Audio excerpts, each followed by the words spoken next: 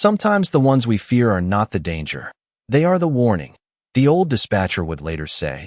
But on that cold, rain-soaked night, no one understood it yet as red and blue lights flickered across the empty roadside, and a man knelt in the wet gravel with his hands trembling, breath fogging in the sharp 40-degree air, while a German shepherd stepped forward and placed himself between the man and the officers, not barking, not lunging, just standing there with a stillness that felt heavier than any shout, his amber eyes fixed on a point no one else seemed to notice as rain tapped against asphalt like a quiet countdown.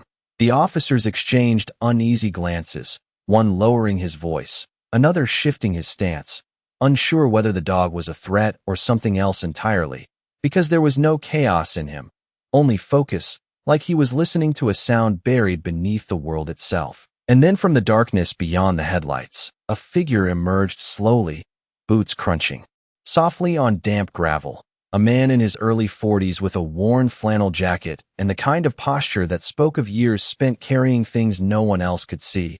Ethan Cole stopped a few steps away, his eyes not on the suspect, not on the officers, but on the dog, on Rex, who didn't move, didn't even blink, and for a long second the night seemed to hold its breath as Ethan spoke in a calm, steady tone that somehow cut through the rain. "Rex, easy." But the dog didn't come back. Instead, his ears twitched once, sharply, his body tightening just enough to be noticed, and Ethan felt it then.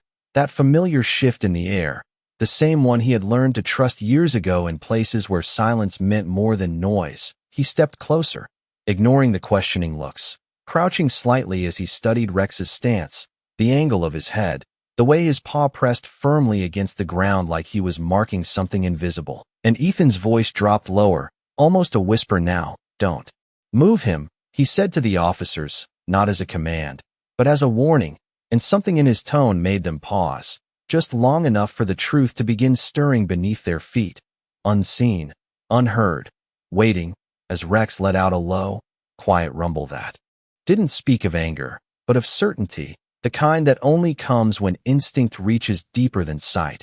And in that moment, it became clear that Rex wasn't protecting the man at all. He was protecting something the world had almost forgotten. The rain softened but did not stop, each drop now slower, heavier, as if the sky itself was listening, and Ethan could feel it in the way Rex held his ground, not tense with fear, but anchored with purpose, the kind of stillness that had once saved lives in places far from home. He stepped closer, boots sinking slightly into the damp gravel, his eyes tracing the subtle details others would miss, the rhythm of Rex's breathing, the slight tilt of his head, the way his paw pressed down with quiet insistence as if holding something in place beneath the surface. And then Ethan noticed it, not with his eyes at first, but with that same instinct he had learned to trust when logic failed, a faint vibration traveling through the ground, so subtle it could have been mistaken for the hum of distant traffic, but there was no road nearby. No movement except the wind brushing through the trees and the low murmur of radios clipped to the officer's shoulders. He lowered himself further, placing his palm flat against the wet earth. And there it was again, steady, deliberate, almost like a pulse that did not belong to anything natural. And his breath slowed as a memory surfaced, not sharp or loud, but quiet and certain, a moment years ago when silence had spoken louder than sound, and the difference between stepping forward and standing still had meant everything. Behind him, one of the officers shifted impatiently, asking what was going on, but Ethan did not answer right away, his attention locked on Rex, who now let out a soft exhale, almost a signal, his amber eyes flicking briefly toward Ethan before returning to that same invisible point. And in that glance there was trust, not panic, not urgency, just a quiet certainty that said he already knew, that he had known from the moment he stepped between them. Ethan rose slowly, turning his head just enough to meet the officer's gaze, his voice calm but carrying a weight that made the words settle into the night. "There is something under us," he said, not as a guess, but as a truth, and the air seemed to shift again, heavier now, the kind of stillness that comes before understanding. The man on his knees had not moved, his eyes wide but not afraid, more like someone who had been waiting for this moment to arrive. And Ethan saw it then, the way his shoulders eased just slightly, The way his breath steadied as if the burden he carried was finally being seen. Rex took one small step back, not retreating, just enough to allow Ethan closer, his paw lifting from the ground for the first time, and in that simple motion, it felt like the story beneath them was about to rise to the surface, waiting patiently for someone willing to listen. The moment Rex lifted his paw, the air seemed to loosen, like a breath finally released after being held too long, and Ethan stepped forward carefully, every movement measured, his boots pressing into the softened ground as he crouched again and brushed aside a thin layer of wet gravel, his fingers tracing the surface until they met something that did not belong there, not stone, not soil, but metal, cold and deliberate, hidden just beneath the earth as if placed there to be forgotten, and his heartbeat slowed as recognition settled in. Not panic, not fear, but a quiet understanding that this was why Rex had stood his ground, why he had refused to move, why he had protected a man no one trusted. Behind him the officers leaned in, their earlier tension replaced with cautious curiosity, one of them kneeling to shine a light closer to the ground, the beam cutting through the dimness to reveal the faint outline of a small, weathered plate embedded in the dirt, edges worn but still intact. As if time itself had tried to erase it, but never quite succeeded, the man on his knees finally spoke, his voice low, steady, carrying the weight of someone who had waited a long time to be heard. He said he had found it days ago while walking the edge of the road, had felt something strange beneath his feet, something that did not belong, and when he uncovered just enough to see the metal, he chose not to leave, not to walk away, because something about it did not feel abandoned, it felt important, like a message waiting for the right moment. And Ethan listened without interrupting, his eyes still on the ground, his mind already piecing together what Rex had sensed long before any of them arrived. The steady vibration, the unnatural rhythm, the way the dog had positioned himself not in defense, but in preservation, as if holding the moment still until someone understood. Rex stepped closer now, his head lowering beside Ethan's shoulder, his breath warm against the cool air, his gaze fixed on the same point, and Ethan placed a hand gently against the earth again, feeling that faint pulse once more, not random, not chaotic, but measured, almost like a signal. And in that quiet realization, the truth began to take shape. This was not something left behind by accident. It was something placed with purpose, something that had waited through seasons and storms for someone who would not ignore it, someone who would stop, listen, and understand. And as Ethan slowly cleared more of the surface, revealing the full shape of what lay beneath, the officers fell silent, the rain now barely more than a whisper, because it was no longer just about what they had found. It was about why it had been waiting and why Rex had known all along. As the last layer of damp earth gave way beneath Ethan's steady hands, the shape beneath them revealed itself more clearly. A rectangular metal hatch no larger than 2 feet across, its surface dulled by time, but marked with faint engraved lines that caught the officer's flashlight in quiet patterns.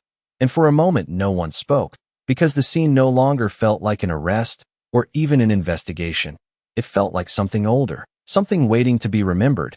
Ethan ran his fingers along the edge, feeling the slight groove where it met the surrounding ground.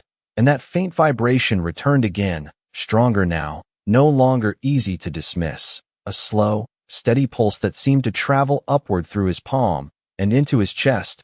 Rex shifted beside him, not restless but attentive, his ears angled forward, his body aligned with the hatch, as if every part of him was tuned to whatever lay beneath. And Ethan glanced at the man who had been kneeling there moments before, seeing now, not fear but relief in his expression, the kind that comes when a burden is finally shared.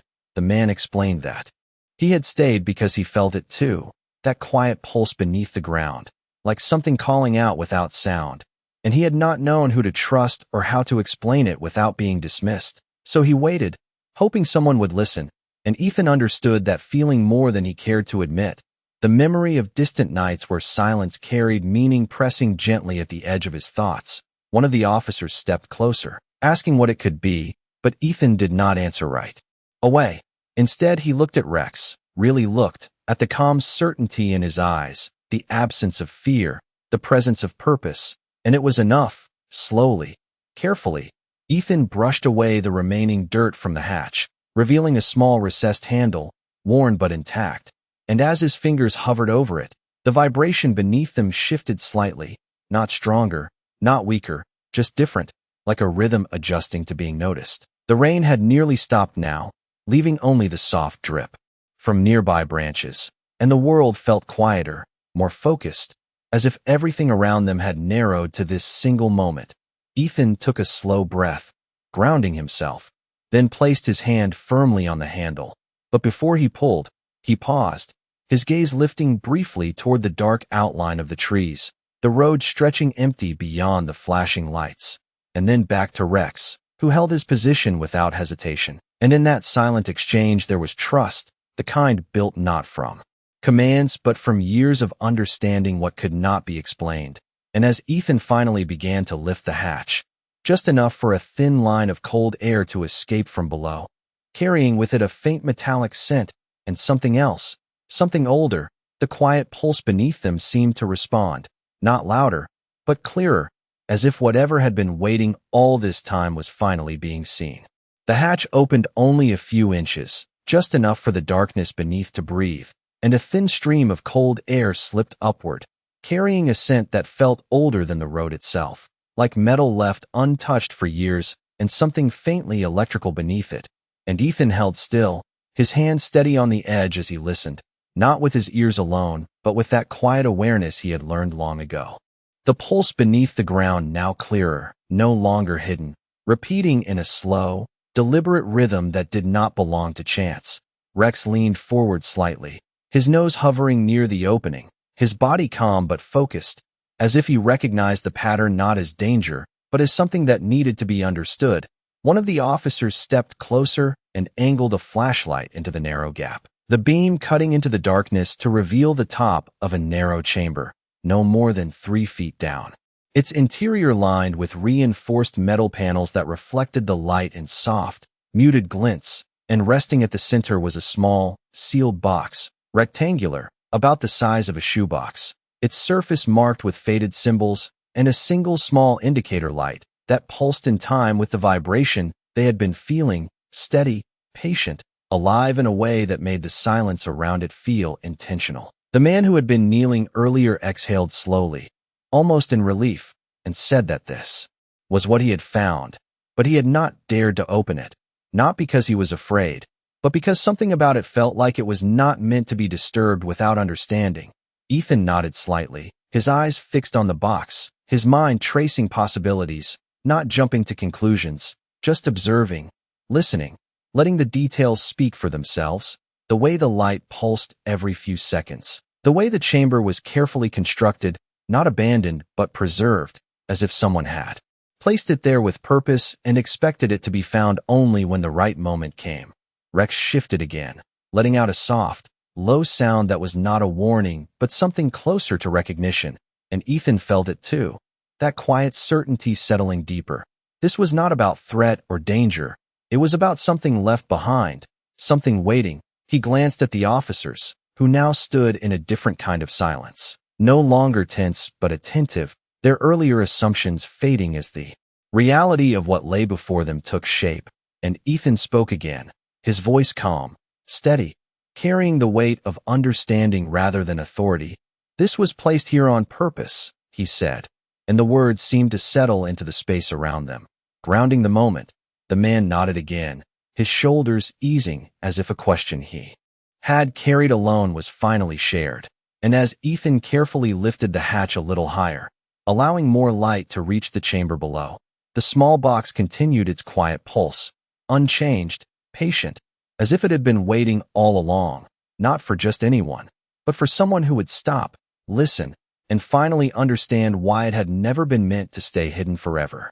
The small box continued its steady pulse, each soft glow of its indicator light reflecting faintly against the metal walls of the chamber, as if it had its own quiet heartbeat.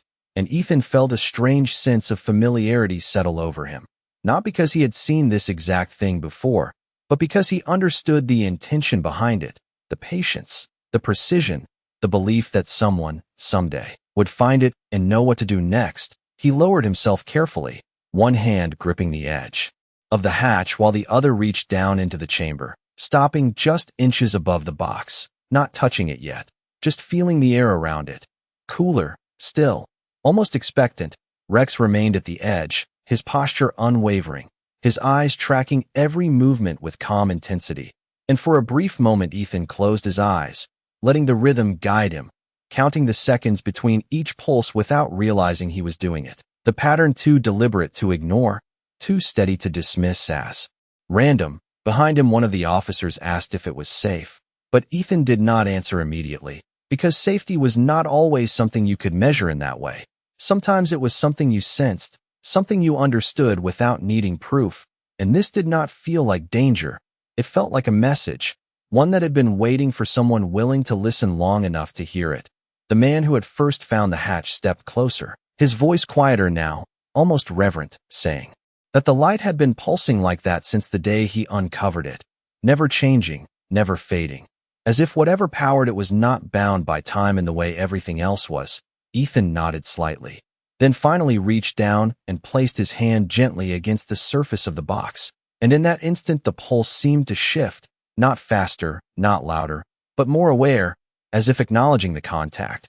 Rex let out a soft exhale, his tail lowering just slightly, the tension in his body easing in a way that felt like confirmation rather than release. And Ethan slowly lifted the box, careful, steady, bringing it up into the light where its details became clearer, the worn markings, the precise construction, the small seam running along its edge as if it could be opened but had not been in a very long time. The officers leaned in, no longer skeptical, no longer rushed, just watching, and Ethan held the box in both hands, feeling its weight, not heavy, but meaningful, like something that carried more than its physical form. And as the light continued its quiet rhythm, he realized that whatever this was, it had not been waiting to be discovered by chance. It had been waiting for understanding, for patience, for the kind of attention that did not rush to judgment. And in that realization, the night felt different, not like the end of a mystery, but like the beginning of something deeper, something that had only just begun to reveal itself. The moment Ethan steadied the box in his hands, the quiet rhythm of its light shifted again, not faster, not slower, but more deliberate, as if it recognized that it had finally been lifted from where it had waited for so long. And for a brief second the night felt suspended, the sound of dripping water from nearby branches fading into something distant, almost irrelevant. Rex stepped closer, his nose brushing lightly against the edge of the box, not sniffing out of curiosity, but acknowledging it, like greeting something familiar in a way that only he understood. And Ethan noticed how the dog's posture had changed, no longer guarding, no longer holding the moment in place, but standing beside him, as if his role had shifted from protector to witness. And that subtle change carried meaning, the kind that did not need words. Behind them the officers remained still, their earlier urgency replaced by something quieter, a respect for the moment they had not expected to encounter. And the man who had first discovered the hatch watched closely, his eyes fixed not on the box itself, but on Ethan, as if waiting to see what would happen next, as if he believed the answer did not lie in the object, but in the one holding it. Ethan turned the box slowly, studying the surface more carefully now, tracing the worn markings that had once been clear but were now softened by time, lines and symbols that suggested intention rather than decoration. And then he noticed the seam again, more clearly this time, a thin, precise line running along one side, interrupted only by a small circular indentation no larger than a coin, and his thumb hovered over it, not pressing yet, just feeling the shape, the slight depression that hinted at a mechanism waiting to be understood rather than forced. Rex's ears lifted slightly, his attention sharpening once more, but there was no tension in him, only focus, as if he was waiting for the right moment rather than anticipating danger. Ethan took a slow breath, his fingers steady, and then gently pressed the indentation, not with force, but with intention, and for a heartbeat nothing happened. The light continued its steady pulse, unchanged, the silence holding.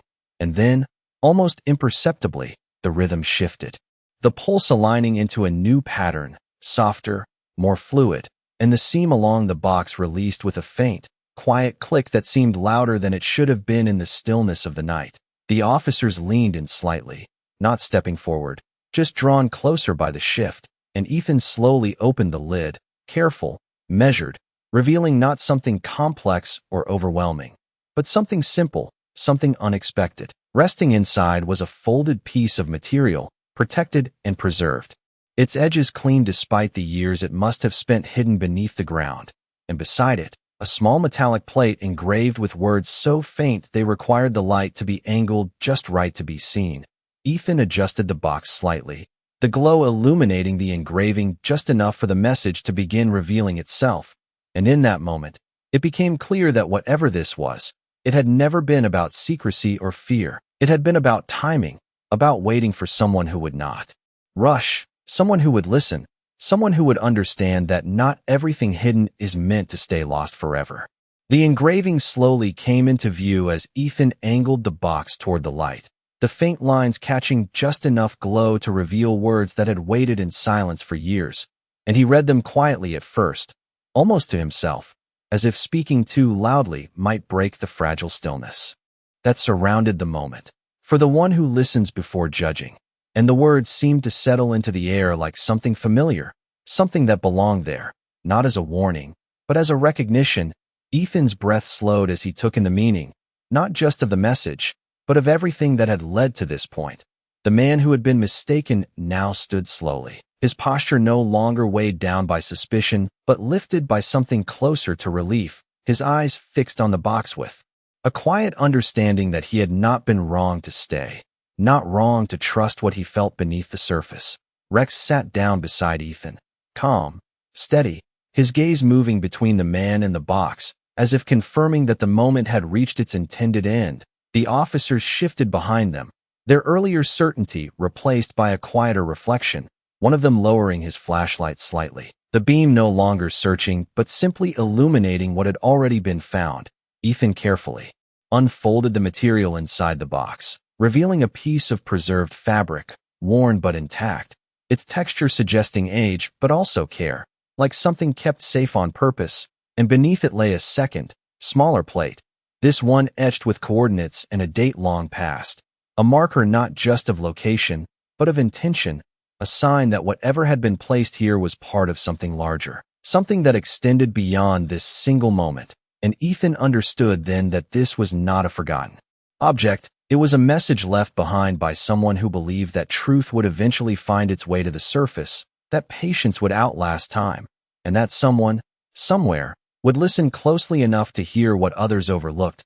The man took a small step forward, his voice steady now, saying that when he first felt the ground beneath his feet, he did not think of danger, he thought of responsibility, of staying until someone who understood could take over. And Ethan nodded, meeting his gaze with a quiet respect that did not need to be spoken, because in that moment, the roles they had been placed into earlier no longer mattered. There was no suspect, no accusation, only a shared understanding that something meaningful had been uncovered. Rex shifted again, leaning lightly against Ethan's leg, his presence grounding, steady, as if reminding him that this had always been the purpose, not to react, not to rush, but to recognize. And as the rain finally faded into silence, leaving only the soft hum of the night around them, it became clear that what had been revealed was not just an object hidden beneath the earth, but a truth that had been waiting for someone willing to see beyond what appeared on the surface. The night settled into a quiet stillness as the last echo of rain faded into the distance, leaving behind a cool, clean air that carried the faint scent of earth and something older, something that had been waiting far longer than any of them had realized. Ethan closed the lid of the box gently, not as an ending, but as a gesture of respect, as if acknowledging that whatever had been placed inside was never meant to be rushed or fully explained in a single moment. Rex remained beside him, calm and steady, his earlier tension now completely gone, replaced by a quiet presence that felt almost peaceful, as though his purpose had been fulfilled. The officers began to step back, their movements slower, more thoughtful, the urgency that had brought them here replaced by a kind of reflection that lingered in the silence. One of them removed his hat briefly, running a hand through his hair as he looked at the ground where the hatch still lay open, not as a threat, but as a doorway to something they had nearly overlooked. The man who had been mistaken earlier stood with his shoulders relaxed, his breathing even, no longer carrying the weight of being misunderstood, and for a moment, He simply looked at Ethan, not with gratitude alone, but with a shared understanding that neither of them needed to put into words, because some things, once seen clearly, no longer required explanation. Ethan rose slowly, holding the box carefully, feeling its quiet weight in his hands, not heavy, but meaningful, like something that would continue to reveal itself long after this night had passed. He glanced once more at the spot where it had been buried, the hatch still open, the earth around it disturbed just enough to remind him that not everything hidden is meant to stay that way. Some things are placed in silence, so they can be found in the right moment, by the right eyes. With the right kind of patience, Rex took a few steps forward and then paused, looking back at Ethan briefly before continuing on, as if guiding him once more, not towards something new, but away from what had already been understood. The road stretched ahead, dark and quiet, the flashing lights now dimmer, less intrusive, blending into the background of a night that had returned to its natural rhythm. Ethan followed, his steps steady, his mind no longer searching for answers, but holding on to the feeling that not everything needs to be solved to be meaningful. And as they walked, the world around them felt slightly different, not changed in any obvious way, but deeper, as if a layer had been gently pulled back to reveal something that had always been there, waiting to be noticed. And somewhere behind them, beneath the surface of the earth, the space where the box had rested remained, empty now, but no longer forgotten. Because sometimes the truth does not need to be loud to be real. And sometimes the ones who listen first are the ones who understand what the rest of the world almost misses.